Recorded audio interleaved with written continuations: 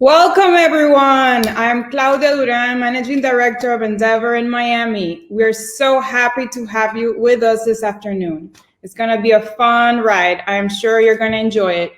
As you all know, there has been a lot of talk regarding Miami, our entrepreneurial ecosystem, and the development of a new tech hub. We have also seen an increase in newcomers reallocating to the Magic City. And I know a lot of you are today here with us, so welcome to Miami. Our goal today is to highlight what our entrepreneurial ecosystem has to offer from the perspective of those in it, entrepreneurs, investors, and ecosystem leaders. By allowing locals to tell their stories, we want to make sure we don't create parallel ecosystems, one with newcomers and one with locals. So being able to continue to grow our ecosystem, welcoming all newcomers, and continuing to support our existing entrepreneurs will only help us to really achieve the entrepreneurial-led economy that we all want. And that is what Endeavor is all about. If you're just getting familiar with Endeavor for the first time, we're a global organization. We're present in 37 markets around the world, and our mission is to select, identify, support high-impact entrepreneurs with big ideas, incredible products and innovations that have capacity to really scale with the ultimate goal of catalyzing economic growth. So we're an entrepreneur-first organization, and we are mission-driven. So in that spirit, our first panel today will feature some of our local Endeavor entrepreneurs in our portfolio in Miami. So please join me in welcoming Felipe Sommer, co-founder of Nearpod, Joanna Micola, co-founder of Wincode and now BrainStation, and Richard Lamondine, co-founder of Ecosystems, for a conversation on their entrepreneurial journeys here in Miami and what it truly takes to scale a business in South Florida. So welcome, everyone, and thanks for joining us. I'm so excited to have you here with all of us. So let's get started. So I want to start first by giving, most of you already know, the recent big news. Joanna and Felipe, you both had very successful exits in the past 2 months. So it's very recent, congratulations. What can you tell us about that? Like, how do you feel? Do you want to start, Joanna? I mean, the first word that comes to mind is wow and excited. I'm feeling pretty pumped up. I mean, it's quite the ride to go from, imagining this business you want to build, to growing it, to attracting interest for somebody wanting to buy your business, to now I'm staying on. I've joined their senior leadership team at BrainStation. It's an incredible company. So for me now, my next chapter is being part of this global organization. So for me, I'm super excited and ready to double down on South Florida and have an even greater impact, because obviously now I have way more resources than I did as a startup founder. So that's awesome. That's awesome. How about you, Felipe?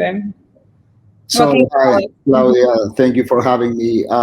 As you could imagine, I'm super happy about the exit. I'm very, very proud of what we've built over the last 9 years. And I'm really excited about the future of Nearpod too, now in partnership with Renaissance. I think that the two companies together are going to be really good in terms of continue to inspire and engage students and teachers around the world. So happy for where we landed. Personally, I'm super excited for my next chapter, which I still don't know what it is. I'll take some time off. I want to be quite active in the ecosystem here in Miami, and excited to not have a lot of people to manage. So take some time off. So the opposite of Joe. Yeah. Yeah, we were in the green room. We were talking about that in the backstage. Yes. Yeah, we were sharing that. I went from being part of a team of 15 to a team of 400, and Felipe did the reverse. So 300 to 0. Yeah. Well, different challenges, different chapters in life. So good luck with that. So Richard, first tell the audience a bit about your company, Ecosystems. I'm curious, what have been the biggest challenges to scaling your company in South Florida? If you want to share some. Well, before I begin, I'm a huge fanboy of Felipe and Joe. So, I've given you my congrats privately, so here it is publicly. So I am the co-founder and CEO of Ecosystems. We are a water and energy conservation company. We work mostly with large real estate portfolios, usually older buildings, and bring them up to 21st century efficiency standards. So we're a little bit different. This is a Miami tech call. I wouldn't necessarily classify us as tech. And I think that's a strength of Miami that I can be in this type of conversation, quite frankly. But as an impact, we have saved over 3 billion gallons of fresh water. We've saved over 100,000 tons of CO2, metric tons from entering the atmosphere. And basically, our mission is to prove that conservation is good for business. In terms of scaling my company, there's kind of two ways I'd break it up: early days and then after. I started the company in 2012. There was very, very little here at the time. So in terms of support for founders, Endeavor wasn't on the ground yet. Venture Cafe and a lot of other things weren't happening. And so I felt like I was on an island in the early days. But I think that seeing what's come from then until now and seeing what's happening now has been really exciting. Now, scaling a company here as an environmental company honestly hasn't been the easiest. South Florida is a little bit different, but Florida in general is not the most environmentally friendly state, and we are an environmental company. And so, but I've felt that's been a strength. While a lot of our competitors have had to rely on public rebates and grants, we've built our model based purely on something our customers want to buy. And on top of that, we have definitely had to go national in our approach, because the Miami market, in terms of what we were doing, wasn't large enough, which I think is a good thing also, right? We had to take the challenge and make it a strength. So we've worked in over 29 states, 176-ish cities. My marketing might check me on that number, but overall, we've had to pull talent from all over the country to meet our needs, and I think that's definitely been the biggest challenge for us in scaling. Mm-hmm. Okay, very interesting. How about you, Joe or Felipe? Do you encounter any similar challenges or different challenges that you would like to share? Well, or how do you overcame the challenges? Oh, I mean, I think we paused because there's so many challenges that you face. It's kind of like trying to decide which ones you're going to speak to. I guess I would say, having been acquired now, I guess I have a little bit of hindsight. So when I think back, I think there's two things that come to mind. One, I think that there were times early on where I thought resources like access to capital or having like a crazy runway of money to do all the things was a challenge. But now that I'm at that stage and having really like MVP bootstrapped, I see that really wasn't a challenge, and it actually got us to where we are right now. Mm-hmm. I would say personally, some of the challenges I faced was, hiring was a big one. And I don't mean like that there weren't people to hire, because I know that's an ongoing conversation. I mean, how do you hire well, right? And so there's a lot of people have probably heard the concept of, fire fast, hire slow. And I would say we learned that. And to some degree, when you start a startup, you have to hire fast no matter what, because it depends like what growth stage you're at. And so for me, it was a process of like really doubling down on what does it mean to hire good people? How do you identify them? How do you identify like what are the capabilities and qualities you want on your team? And then for us as a team, not only me in a leadership role, but how those who are in leadership roles, how do we then train everyone to be a manager? I hate using that word because it sounds a little bland, but to be a leader, to inspire others as well. And so I would say that was a challenge early days that we were able to overcome, which was a great learning. I mean, it was a good ride. Yeah. Continues to be. Right. And Felipe, how about you? I know you scale your business to 300 employees here locally. Wow. So what was that? So when we talk about challenges in a startup, I mean, I want to dissociate that from the region or where we are. I mean, there are challenges that are inherent to just growing a business. In our case, I think execution was the biggest challenge that we always had. We sort of were convinced of the product, of the strategy, the problem we were solving. Executing that as you grow, that was the main challenge. in terms of specifically South Florida, and this is something that many people talk about, there are some resources that are not as widely available as in other regions. I mean, product marketing, but I think that there was a huge leap in terms of availability of resources and the whole startup ecosystem here. From Richard, we started in 2012 as well. And capital was a really hard deal at the time. Now it's much less. So I'm super bullish on South Florida in general.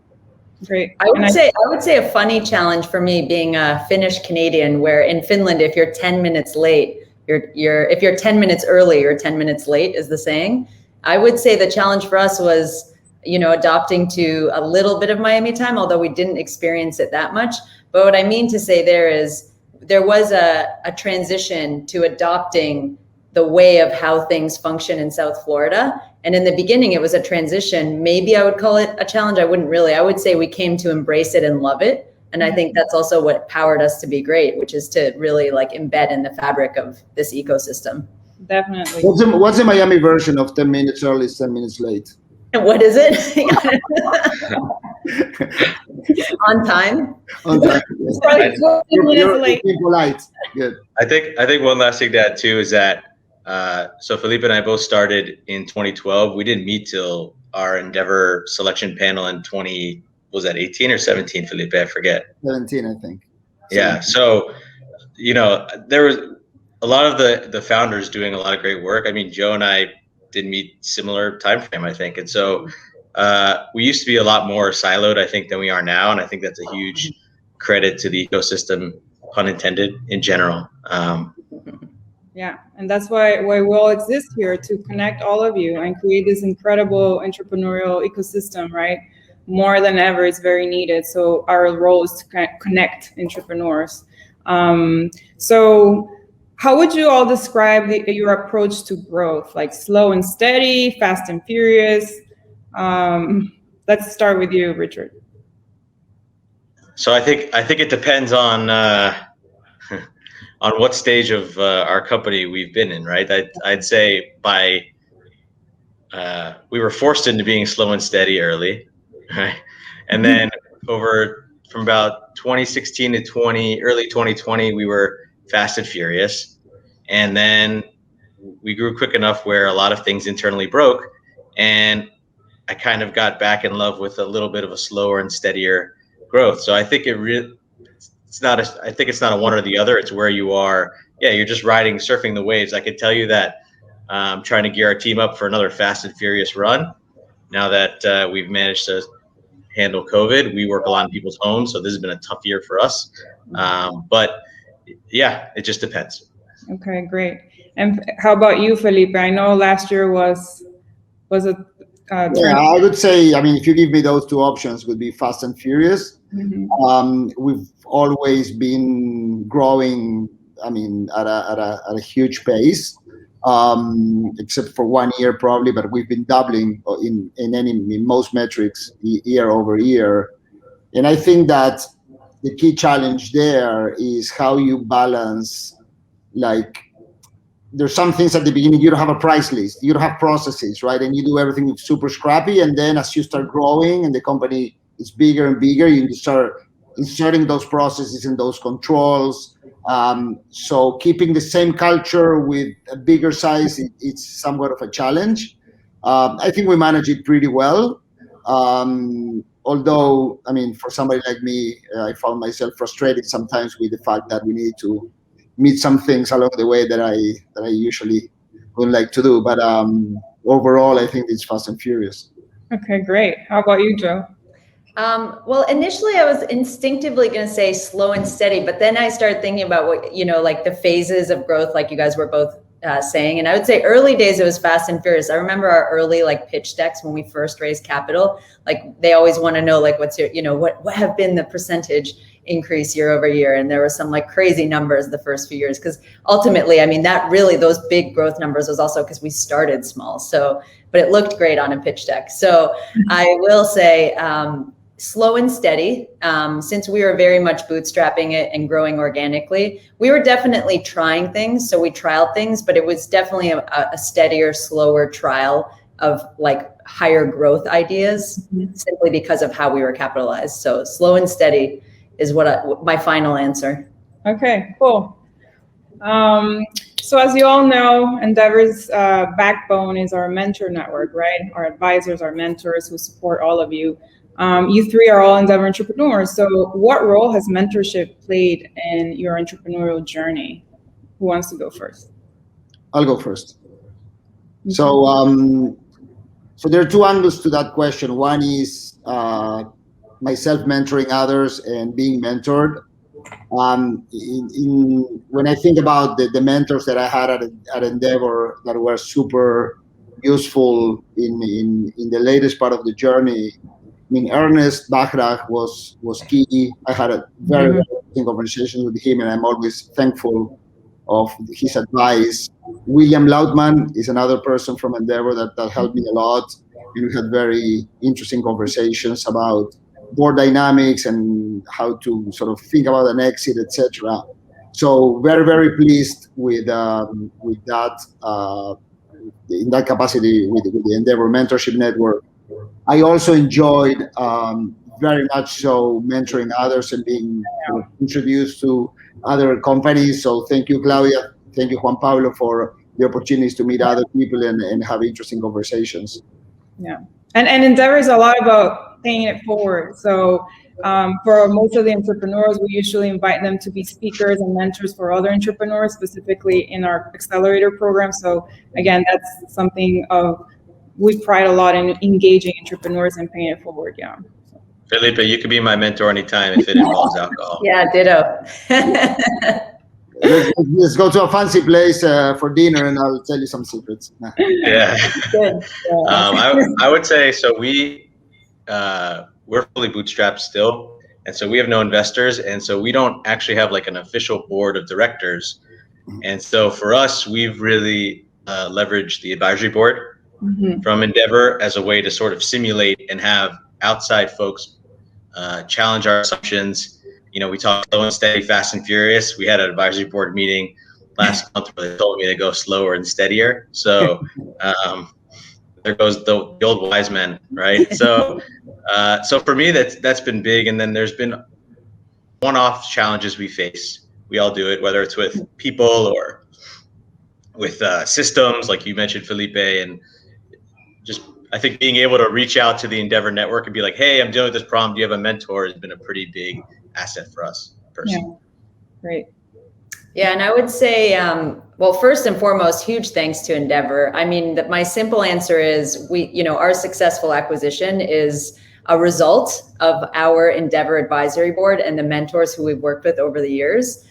They are embedded into everything we've done in WinCode since we became Endeavor entrepreneurs in 2015. I can't tell you the pitfalls we navigated and didn't get stuck in, because we didn't get stuck in them because we had the mentors that we had. So, just a huge shout out to our Endeavor advisory board that we had for WinCode and continue to be very close with. They were just so extraordinary. And I love each and every one of you so much. You know who you are. And I guess what I would say is it's really hard. Like a lot of people ask me now, like,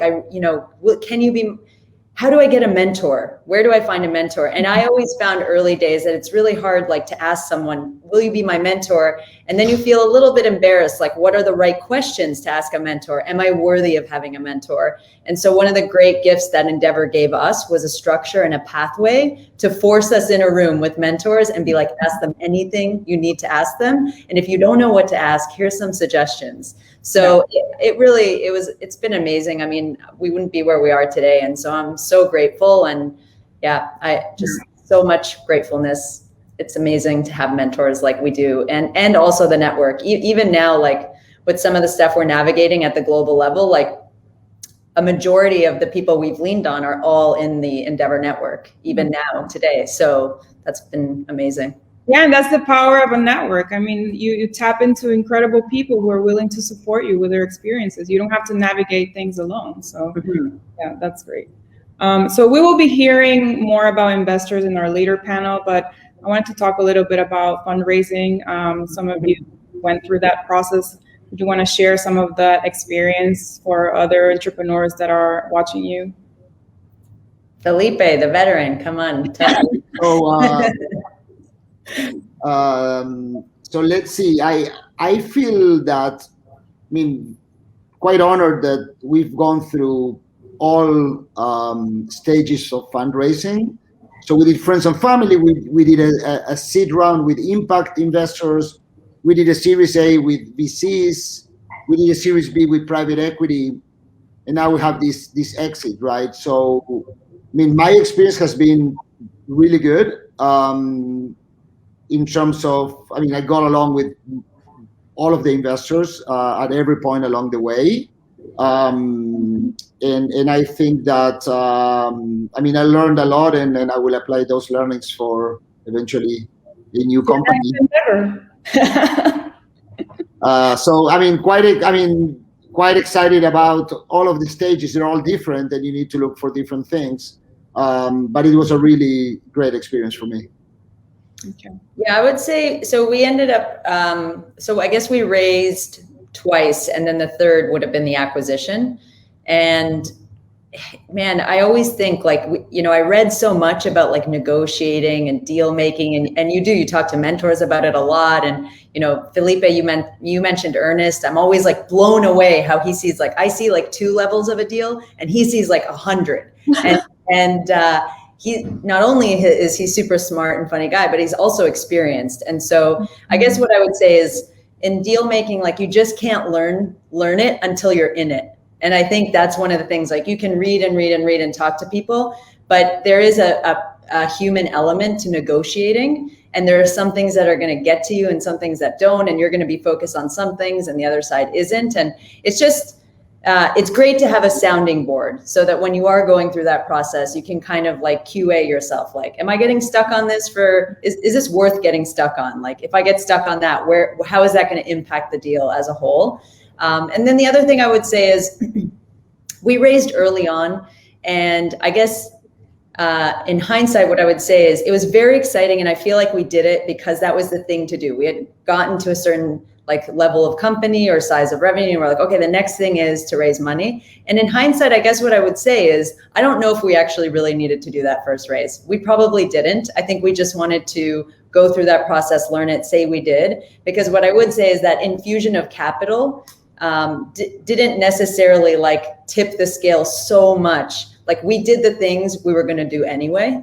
Yeah. So I would always say is like, try not to rush into it. The best advice I ever got was try and never raise money when you really need it. Try to raise money when you don't need it, because it's going to give you a bit more peace of mind and you're not going to feel rushed into it. And a lot of times when you're in the midst of a deal, the momentum can take you over and you might like go with the flow when really you should be swimming upstream. Yeah, that's great advice. Yeah, I think you kind of hit the nail on the head for me in the way I think, which is you definitely get to that point in size where it's like, whoa, are you thinking about raising money? It's like, for us, it's been like, we don't really have to. And it's kind of been, it's almost been expected when I've come to realize and seeing and talking to folks like you and Felipe, that it's just a tool, right? If you need the tool, you go out and you use the tool. Yeah. If you don't need the tool, you don't use the tool. And too often, I think it becomes an expected part of the process when it really is dependent. I mean, Felipe, your product, obviously you couldn't go out there and like have the revenue generation to cover that. But for us, we're project based and we can. Yes. For us, yeah. Keep bootstrapping, don't raise money. That's what people tell me. But at the same time, I could use some extra resources. So, but at the same time, if anyone in this audience is starting a company, it is a tougher road financially in that I personally needed a side hustle to keep the doors open for a number of years before we hit our quote unquote inflection point where I could see this paying my bills fully. So there is a trade-off. Absolutely. Yeah, definitely. Okay. So Joe, I remember your story about moving to Miami from, is it Finland? Mm-hmm. And so I'm just curious if you want to share with everyone, and I know Felipe from Argentina, and then you both chose Miami as your hometown, Do you want to just share why Miami for all Yeah, those? of course. So originally from Finland, but moved here from Toronto, and Miami we really wanted to go somewhere where we could be part of building something from the ground up, be part of the foundation of an ecosystem. And we wanted to have a really big positive social impact in terms of empowering people to launch careers in technology, which we're continuing to do at BrainStation. And Miami represented that. We looked at a few other cities. We actually looked at LA and Austin. And believe it or not, in 2013, there were no code schools in LA. Now there's like 20, because everyone's like, what? LA, she must have had like coding boot camps and product design boot camps. No one was there yet. Snapchat wasn't there yet, if that's even a thing anymore. So we looked at Miami, and Miami represented the largest gap between number of open technology positions and those in the market qualified for those positions. So we were like, wow, that's going to give us a huge opportunity to, one, be first to market, and two, we're really community and people oriented, and BrainStation and WinCode both are as well. And so that it just felt like the perfect fit. And we came in, and we didn't know this at the time, but in the first 5 meetings that we had while we still lived in Toronto, Matt Hagman at Knight Foundation, of course, everyone knows Matt. We met with Susan Amat at Venture Hive. We met with the folks, Ernie and Rebecca at Code for Miami. We met with the founders of Lab Miami, and they just told us their vision and what they were planning to do and what the opportunity was here. And we were in, and they were so open and collaborative, supportive, also like gave us some critique in terms of where we had to go to make it successful in this market. And it has continued to be so open and supportive and collaborative. Endeavor is an amazing part of that. And Endeavor is actually one of the reasons when Endeavor had announced that they were opening back in 2013, that they would open in 2014. So we also saw that as a really great sign. We didn't know at the time we'd be joining Endeavor.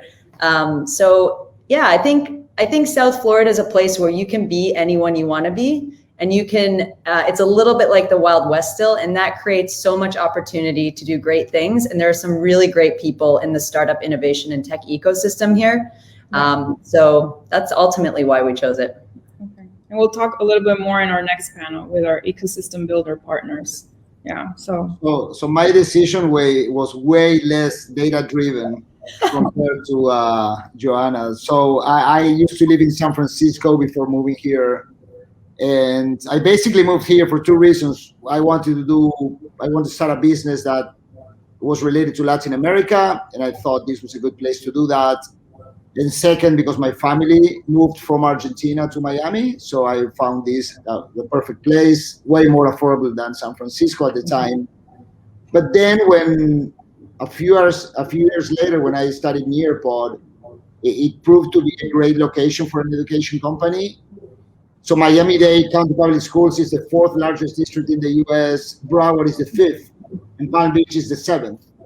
So, and a lot of high-profile private schools who were a great lab for us to test things at the beginning, like the Pinecrest and the American Heritage and the La Salle.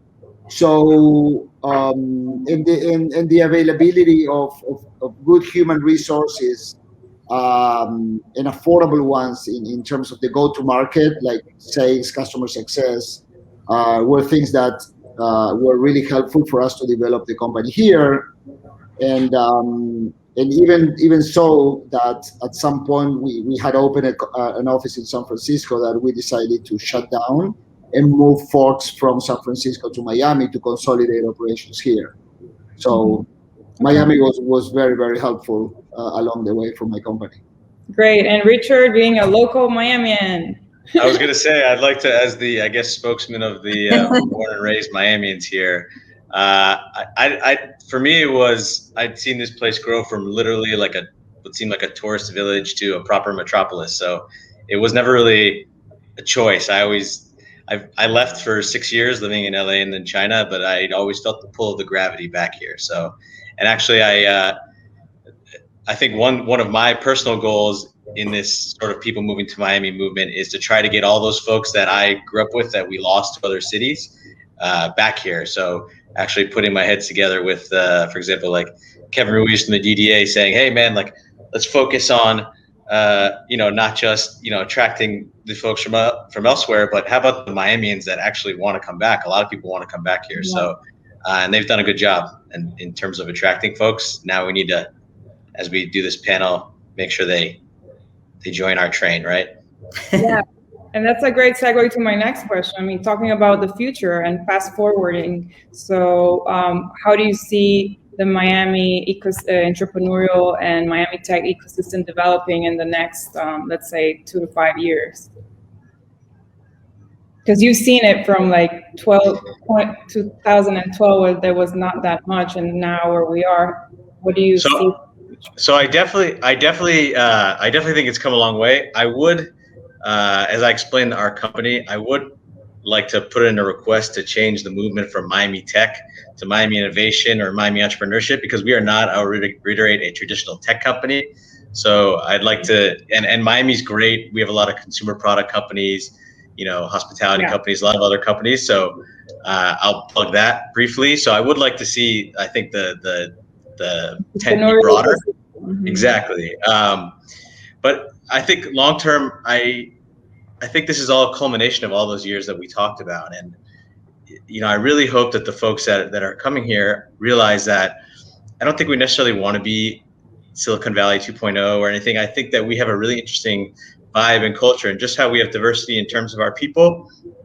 We have it in our industry, right? Look at the people on this panel right here, and this is just 3 of us. So I really do think that there's a lot that folks coming here can learn from talking to the different entrepreneurs.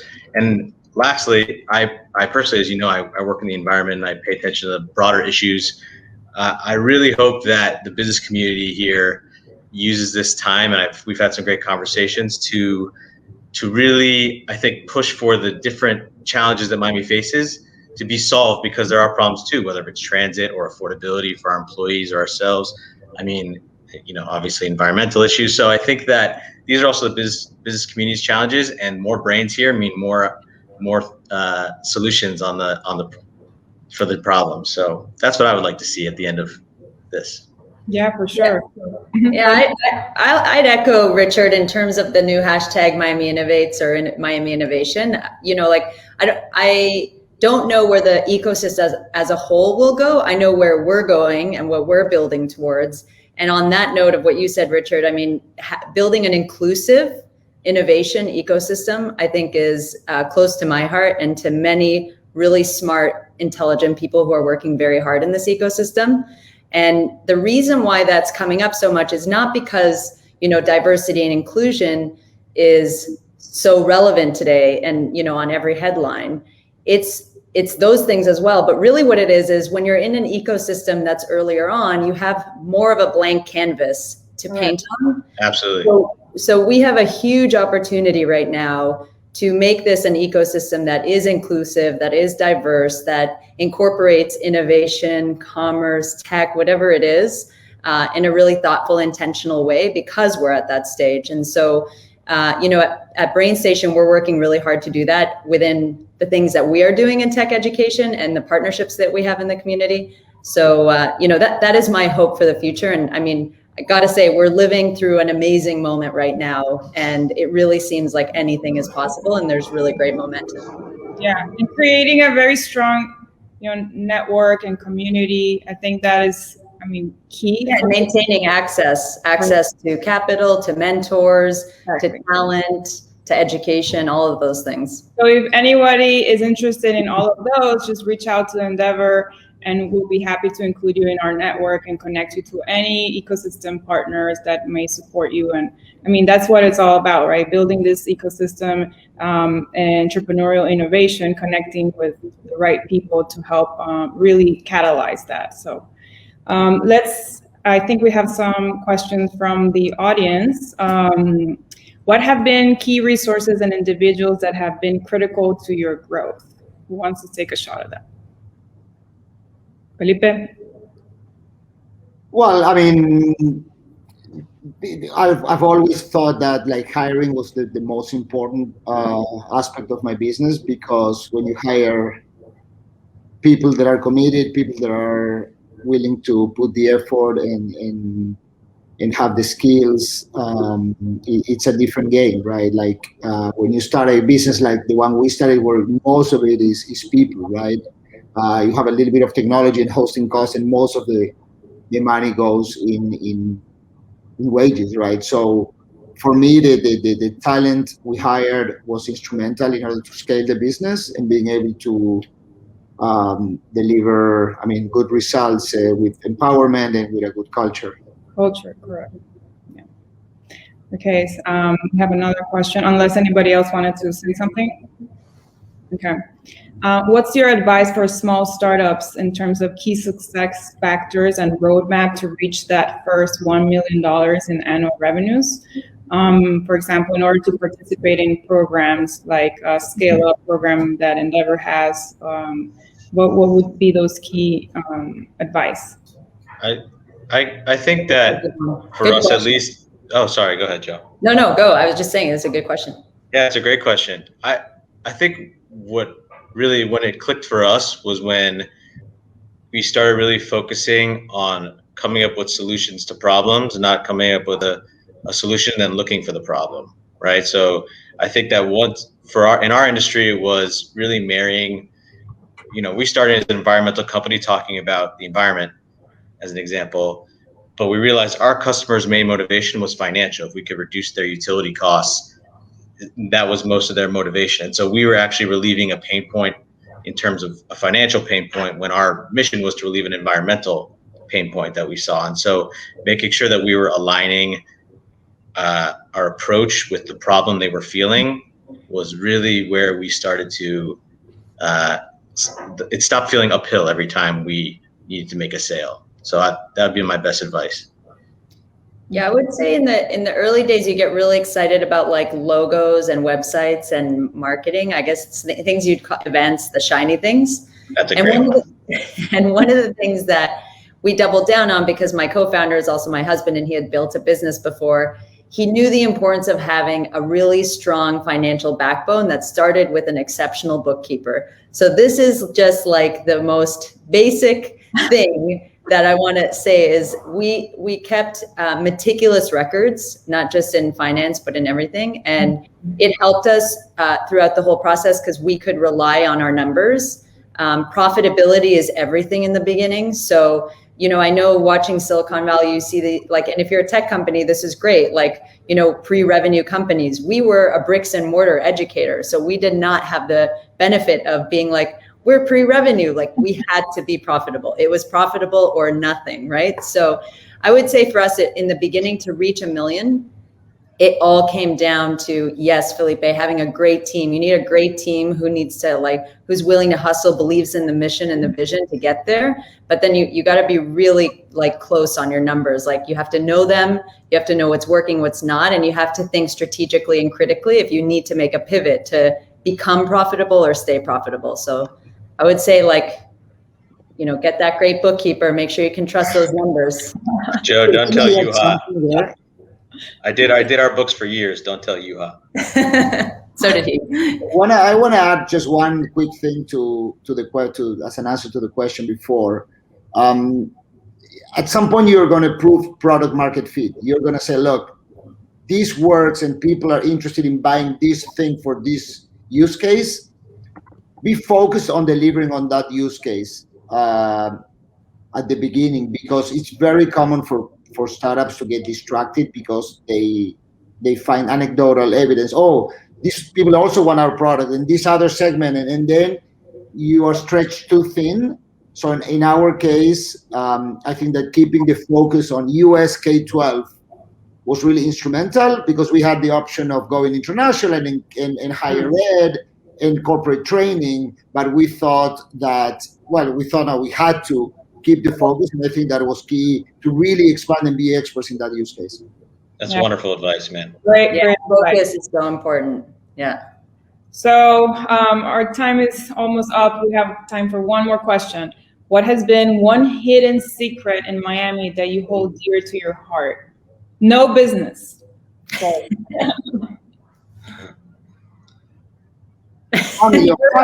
have a few. It has to be no one's willing to give their secrets. It has to be the family that supports you along the way, at least for me. Okay. How about what favorite outdoor activity do you like to do in Miami? Well, I was going to say my hidden secret is definitely, I think we don't take advantage enough. This isn't that hidden of the water in this town, even though we're surrounded by it, whether that's, in the lockdowns, I was on my paddleboard in the bay, whether if you go down to Flamingo in the Everglades, you can actually beach hop around Florida. I think there's some really awesome stuff on the water you can do that people usually don't take advantage of. Yeah, I was going to say literally exactly the same thing, Richard. To be on the water in Miami, you don't need a 100-foot yacht. You can actually get out there on a $100 paddleboard as well. And totally. I think that's the reason why we're attracting so many people as well, because people are finding the secret out so much. In between meetings, you can go out there and hit the paddleboard. Definitely. I've never managed that between meetings, to be honest. Yeah, Joe, you're better than me. I'm trying to make it sound easy. I bought a kayak, an inflatable one, and I just started going to the bay here. So it was so much fun. I started seeing a lot of yellow kayaks, and I went to Amazon and just bought it.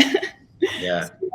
So I think that's our time has come to an end. It's been so much fun to speak to all of you. Thank you for all the advice to the newcomers and entrepreneurs that are watching us today. And again, if anybody wants to connect with any of Felipe, Richard, or Joe and myself, just please connect through email or any of our social media, and we'll be happy to continue the conversation. So thank you so much, guys. Thank Good you. seeing you, my friend. Thank you. Take care.